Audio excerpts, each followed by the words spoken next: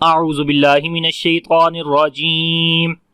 बिस्मिल्लाहिर रहमानिर रहीम। अस्सलामु अलैकुम वरहमतुल्लाहि वबरकातुहू।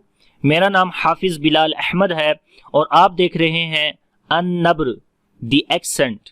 नब्र का मतलब होता है आवाज़ का बुलंद करना।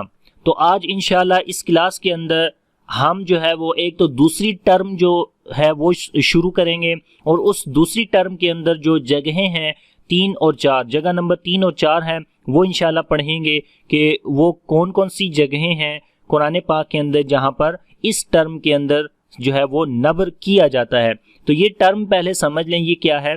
3 टर्म्स के बारे में हमने पढ़ा था। पहली टर्म जो है वो पिछली क्लास के अंदर ख़त्म हो गई है, अब ये दूसरी टर्म यहाँ से शुरू हो रही है। तो ये है साबित वसलन, यानी इन मिसालों के ऊपर जब हम मिलाकर पढ़ेंगे तब नब्र करेंगे, व वक्फन, और जब वक्फ करेंगे तब भी नब्र करेंगे। ठीक है, तो ये आपने समझ लेना है कि जब ये वाली मिसालें आएंगी जो आगे हम पढ़ते हैं अभी, तो चाहे इधर आप रुकें या चाहे मिलाकर पढ़ें, तो दोनों सूरतों में हमने वहां पर क्या करना है, नब्र करना है।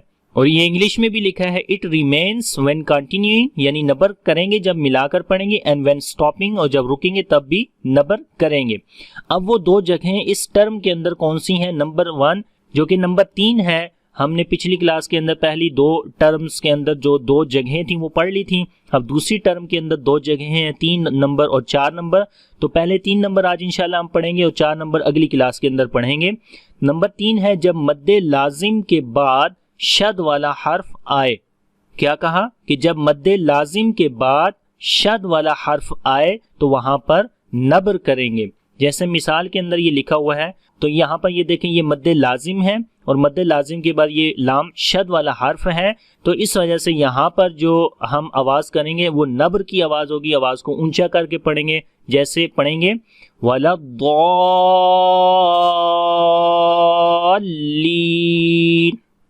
तो ये कैसे होता है, कैसे नब्र करते हैं, ये आगे डिटेल में अभी पढ़ते हैं। नंबर 4 भी देख लेंगे जब वाव और या पर शद आए। ठीक है, जब वाव और या पर शद आए वहां पर नब्र करेंगे। ये यहाँ पर ये देखें या के ऊपर भी शद है, वाव के ऊपर भी शद है। ये इंशाल्लाह अगली क्लास के अंदर पढ़ेंगे। अभी हम नंबर 3 पढ़ेंगे जब मद्दे लाजिम के बाद शद वाला हर्फ आई। तो पहले ये समझे कि मद्दे लाजिम क्या होती है। मद्दे लाजिम वो मद है कि जब हुरूफ मद्दा के बाद, और हुरूफ मद्दा 3 है, अलिफ वाव और या, जब हुरूफ मद्दा के बाद आगे वाले हर्फ पर सुकून असली हो। ठीक है, तो क्योंकि लाम यहाँ पर 2 दफा था तो पहला लाम जो है वो साकिन है, यानी सुकून वाला है, उसके ऊपर सुकून है और वो सुकून क्या है, असली है। इस वजह से ये क्या हो गई, मद्दे लाजिम। ठीक है, अब यहाँ पर एक और चीज़, मद्दे लाजिम के आगे जो है वो इसकी 4 किस्में हैं। उनमें से एक किस्म है मद्दे लाजिम कलमी मुसक्कल। तो मद्दे लाजिम कलमी मुसक्कल क्या होती है? अगर कलीमे में हुरूफ मद्दा के बाद सुकून असली बित तशदीद हो। पहले मैंने खाली मद्दे लाजिम की आपको डेफिनेशन बताई, सुकून असली हो खाली। ठीक है, अब उन्होंने कहा कि सुकून असली बित तशदीद हो, यानी कि शद के साथ हो। क्योंकि हमने इस जगह के अंदर पढ़ा ना कि जब मद्दे लाजिम के बाद शद वाला हर्फ आए, तो जब शद वाला हर्फ होगा तो तब जो है वो मद्दे लाजिम कलमी मुस्तक्कल होगी। और मद्दे लाजिम तो खाली उस मद को बोलते हैं ना कि जब हुरूफ मद्दा के बाद आगे वाले हर्फ के ऊपर सुकून असली हो, यानी तशदीद की बात अभी नहीं की, शद की बात नहीं की, खाली जज़म की बात कर रहे हैं कि मद्दे हुरूफ मद्दा के बाद खाली आगे वाले हर्फ के ऊपर क्या हो, जज़म हो, वो मद्दे लाजिम होती है। और यहाँ पर जो लिखा हुआ है ये बेसिकली मद्दे लाजिम कलमी मुसक्कल के बारे में लिखा हुआ है, यानी जब मद्दे लाजिम के बाद शद वाला हर्फ आए, और वो शद वाला हर्फ जो अब आता है तो उस की जो किस्म होती है उसको बोलते हैं मद्दे लाजिम कलमी मुसक्कल। ठीक है, वो कैसे, और वो हम पढ़ रहे हैं।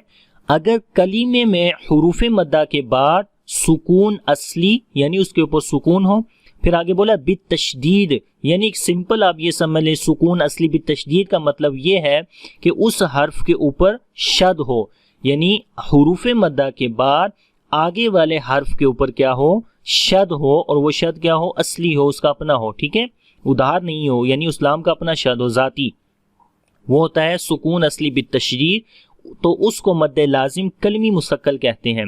कलमी इस वजह से कहते हैं कि वो एक कलीमे के अंदर होती है, यानी हुरूफ मद्दा के बाद जो आगे शद वाला हर्फ है वो उसी कलीमे के अंदर होगा, तो इस वजह से उसको कलमी बोलते हैं, और मुसक्कल इस वजह से बोलते हैं कि उसके ऊपर शद है, और शद यानी मुसक्कल का मतलब होता है बोझ, तो शद क्योंकि बोझ वाली होती है यानी 2 दफ़ा पढ़ी जाती, इस वजह से इसको मुसक्कल कहा जाता है।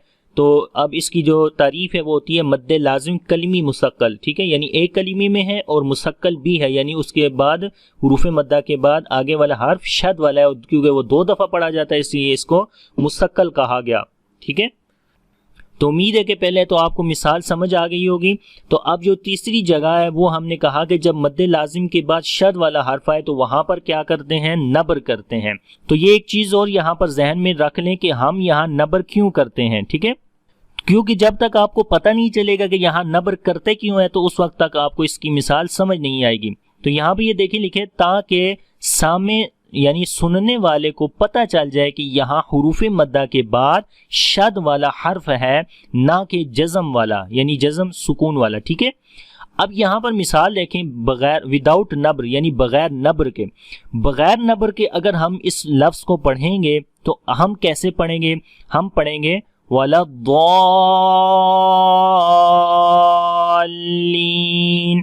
तो अब यहाँ पर बगैर नब्र के हमने पढ़ा, तो गलती जो हो रही है वो क्या हो रही है, वो ये है कि हम ऐसे पढ़ रहे हैं कि पता चल रहा है कि लाम के ऊपर हमने जज़म पढ़ी है, सुकून का साइन पढ़ा है, तो सुनने वाले को ऐसे महसूस होगा कि यहाँ पर शद नहीं पढ़ी आपने बल्कि आपने जज़म पढ़ी है। हम दोबारा पढ़ते हैं, बगैर नब्र के आवाज आएगी वाला दौलीन, दौलीन, ठीक है। तो अब इससे ये पता चल रहा है कि आप लाम के ऊपर जज़म पढ़ रहे हैं, हालांकि लाम के ऊपर जज़म नहीं है, लाम के ऊपर शद है। तो अब शद को वाज़े करने के लिए हम यहाँ पर इसकी आवाज़ को ऊंचा करेंगे, यानी लाम की आवाज़ को ऊंचा करेंगे ताकि वाज़े हो जाए कि यहाँ पर लाम के ऊपर क्या है, शद है। तो नबर के साथ फिर कैसे पढ़ेंगे, तो नबर के साथ हम पढ़ेंगे वाला दौलीन,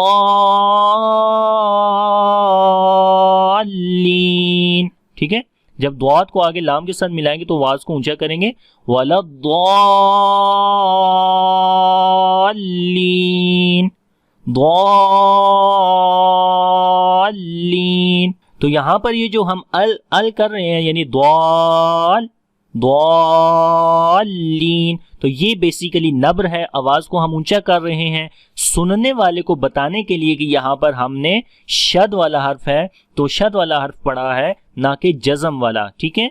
क्योंकि हम तो देखकर पढ़ेंगे इस मिसाल को तो हमें तो पता चल जाएगा यहाँ पर शद है, लेकिन जो एक बंदा सुन रहा है आपकी तिलावत को उसको पता नहीं है कि आप यहाँ पर शद पढ़ रहे हैं कि जज़म, तो उसको बताने के लिए कि यहाँ शद है हम यहाँ पर आवाज को ऊंचा करेंगे। दोबारा पढ़ेंगे नबर के साथ, तो पढ़ेंगे वाला दौलीन,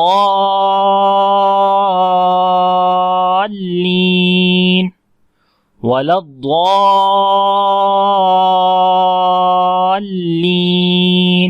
ठीक है। और बगैर नबर के कैसे था, वाला दौलीन। तो ये डाउट एक हो जाता था, तो इस डाउट को ख़त्म करने के लिए हम नबर करते हैं।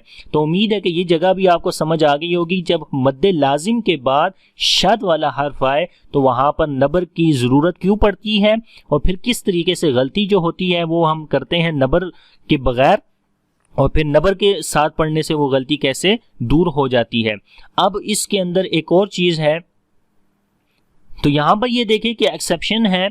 तो ये जो एक्सेप्शन है ये इस वजह से है कि जब मद्दे लाजिम के बाद शद वाला हर्फ आए हमने पढ़ा कि वहाँ पर नब्र करेंगे, लेकिन ये एक एक्सेप्शन आ गई है कि जब ये वाली जगह आएगी तो उस वक्त आप वहाँ पर नब्र नहीं करेंगे। और वो क्या है, जब नून और मीम के ऊपर शद आए। और ये नून और मीम के ऊपर शद कब आए, यानी मद्दे लाजिम के बाद नून और मीम वाला हर्फ शद के साथ आ जाए, वहाँ पर नब्र नहीं करेंगे, ये एक्सेप्शन है। तो पढ़ते हैं आगे, अगर मद्दे लाजिम कलमी मुसक्कल के बाद नून मुशद्दद या मीम मुशद्दद आए तो उस वक्त वहां नब्र नहीं करेंगे। तो यहाँ पर मिसाल भी साथ में देखें, ये जान की मिसाल लिखी हुई है, तो यहाँ पर हुरूफ मद्दा है अलिफ, और यहाँ पर मद्दे लाजिम कलमी मुसक्कल है। क्यों, क्योंकि हुरूफ मद्दा के बाद आगे वाला हर्फ जो है वो शद वाला है, आसान लफ्ज़ों में शद वाला है, तो वहाँ पर मद्दे लाजिम कलमी मुसक्कल होती है। तो ये पहले बात है, आपको ये पता होना चाहिए कि ये मद कौन सी है। तो मद्दे लाजिम के बाद अब आगे शद वाला हर्फ आ गया, तो इस वजह से मद्दे लाजिम कलमी, कलमी यानी एक कलीमे के अंदर है, और मुस्तकिल यानी उसके ऊपर शद है, इस वजह से। ठीक है, तो ये आपको समझ आ गई। और दूसरी चीज़ हमने कहा कि वहाँ पर नून मुशद्दद हो, तो नून के ऊपर शद है, मुशद्दद आ गई। तो फिर आगे क्या है कि क्योंकि नून मुशद्दद या मीम मुशद्दद, अब मीम मुशद्दद की मिसाल ये अलिफ लाम मीम के अंदर देख लें, ये नीचे ये थौमा के अंदर देख लें, यहाँ पर भी मद्दे लाजिम कलमी मुस्तकिल है, उसके अंदर उसके बाद मीम के ऊपर क्या है, शद है। तो ये मीम की मिसाल आ गई, मीम के ऊपर शद, और ये नून की मिसाल आ गई। क्योंकि नून मुशद्दद या मीम मुशद्दद पर गुन्ना करते हैं, और गुन्ना करने से हमें पता चल जाता है कि यहाँ पहले से ही दो हरूफ मौजूद हैं। तो ये पीछे भी एक्सेप्शन में हम पढ़ चुके हैं कि जब नून और मीम के ऊपर शद आए वहाँ नबर की ज़रूरत नहीं पड़ती, क्योंकि वहाँ पर हम गुन्ना करते हैं, गुन्ना करने से हमें पता चल जाता है कि यहाँ पर ऑलरेडी दो हरूफ मौजूद हैं। तो अब मिसालें यहाँ पर पढ़ेंगे, तो पढ़ेंगे जान,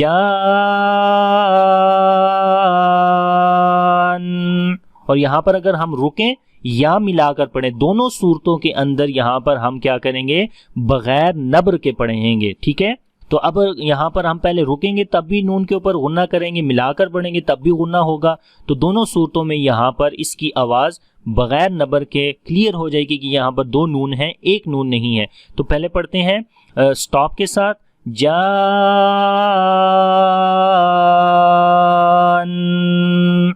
तो ये लंबा गुन्ना हो रहा है, इस गुन्ने से हमें पता चल रहा है यहाँ पर नून दो दफ़ा है। ठीक है, और अगर मिलाकर पढ़ेंगे तो पढ़ेंगे जानून, तब भी यहाँ पर क्लियर है कि यहाँ पर दो नून है। तो दूसरी मिसाल है अत्वामतु, मिलाकर पढ़ा तब भी मीम की आवाज़ वाज़े होगी कि यहाँ पर दो मीम है। मातू मीम के ऊपर ज़बर पे पड़ी, पहले मिलाया, गुन्ना किया, और फिर दूसरी दफ़ा मीम पढ़ा तो मीम वाज़े है। यहाँ दो दफ़ा मीम है, तो इस वजह से यहाँ पर नबर नहीं करेंगे। दोबारा पढ़ेंगे अत्वामतु। ठीक है, अब आगे अलिफ लाम मीम की मिसाल देखें। अलिफ लाम मीम के अंदर देखें, मीम के ऊपर शद है, तो बेसिकली ये मैंने इसको जो है वो अलग अलग करके लिखा है ताकि आपको सही समझ आ जाए। तो पहले अलिफ है, उसके बाद लाम है। अब यहाँ पर लाम के अंदर देखें अलिफ मद्दा है, अलिफ से पहले ज़बर है, अलिफ मद्दा है, तो हुरूफ मद्दा में से अलिफ आ गया। अलिफ के बाद आगे वाला मीम जो है वो क्या है, शद वाला, ये नीचे देखें। और ये मीम शद वाला आया कैसे है, ये लाम का जो आखिर वाला मीम है वो जज़म के साथ है, और मीम के शुरू वाला जो मीम है वो ज़ेर के साथ है। तो जब पहला साकिन हर्फ दूसरे मुतहर्रिक हर्फ के अंदर मिलाते हैं तो ये एक मुशद्दद हर्फ बन जाता है, जो कि शद वाला हर्फ यहाँ पर मीम वाला बन गया है और उसके नीचे ज़ेर आ गई है। ठीक है, तो ज़ेर आगे मीम के नीचे ज़ेर थी, वो वाली ज़ेर है। और शद क्यों आई, क्योंकि इन दोनों को आपस में हमने मिला दिया, मर्ज कर दिया इदगाम के कायदे के मुताबिक। तो अब यहाँ पर क्या बन गया, वही मिसाल मद्दे लाजिम के बाद आगे वाला हर्फ शद वाला है, तो यहाँ पर भी मीम के ऊपर शद आ गई, तो क्या करेंगे, नबर नहीं करेंगे, बगैर नबर के खाली पढ़ेंगे, गुन्ना करेंगे। तो गुन्ना से वाज़े हो जाएगा कि यहाँ पर नबर की ज़रूरत नहीं रहती है। तो पढ़ेंगे अलिफ लाम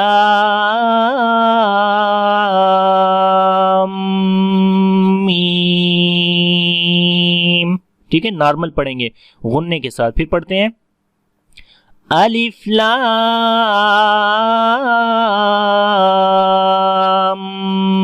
मीम। ठीक है, तो उम्मीद करता हूँ ये भी आपको समझ आ गई होगी। अब आखिरी मिसाल देख लें। अब इस मिसाल के अंदर एक चीज़ समझ लें कि यहाँ पर देखें, पहले जो मद्दे लाजिम आ गई है उसके हुरूफ मद्दा के बाद जीम है, यानी ये इसके ऊपर शद है। तो यहाँ पर ये देखिए मद्दे लाजिम यानी हुरूफ मद्दा जो कि अलिफ है, उसके बाद जीम है और वो शद वाला है, और जीम कलकला वाले हुरूफ में से है। तो यहाँ पर तो नबर करेंगे, ये हमने पिछली क्लास में पढ़ लिया। ठीक है, यहाँ पर नबर करेंगे क्योंकि कलकला का जो पहला साकिन हर्फ है उसको वाज़े करने के लिए नबर की ज़रूरत पड़ती है। जैसे हम पढ़ते हैं हाजू।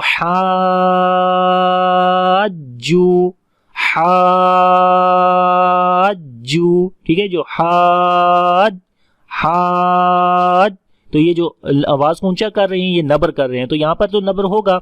लेकिन आगे जो मिसाल इसके अंदर समझने वाली है वो ये है, यहाँ पर वाव मद्दा है, यानी वाव के ऊपर जज़म उससे पहले पेश, तो यहाँ पर वाव मद्दा है।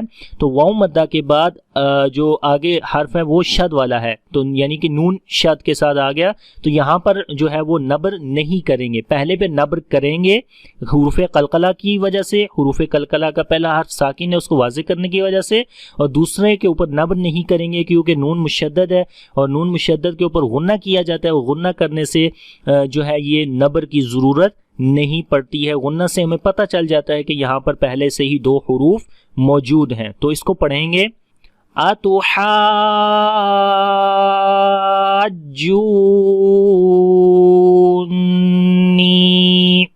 ठीक है, दोबारा पढ़ते हैं अतुहाज्जूनी।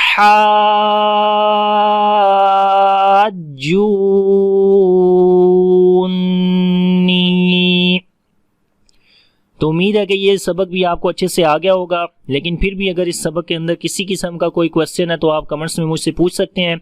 इंशाल्लाह अगली क्लास के अंदर जो चौथी जगह थी हमने पढ़ी थी कि जब वाव और या के ऊपर शद आती है तो वहाँ पर नबर करेंगे, वो पढ़ेंगे। तो मेरे साथ जुड़े रहिएगा। अगर वीडियो अच्छी लगे तो लाइक और शेयर ज़रूर करना है। अपना ख्याल रखिएगा। इंशाल्लाह अगली क्लास के अंदर मिलते हैं नए सबक के साथ। अल्लाह हाफिज़। अस्सलामु अलैकुम व रहमतुल्लाहि व बरकातुहू।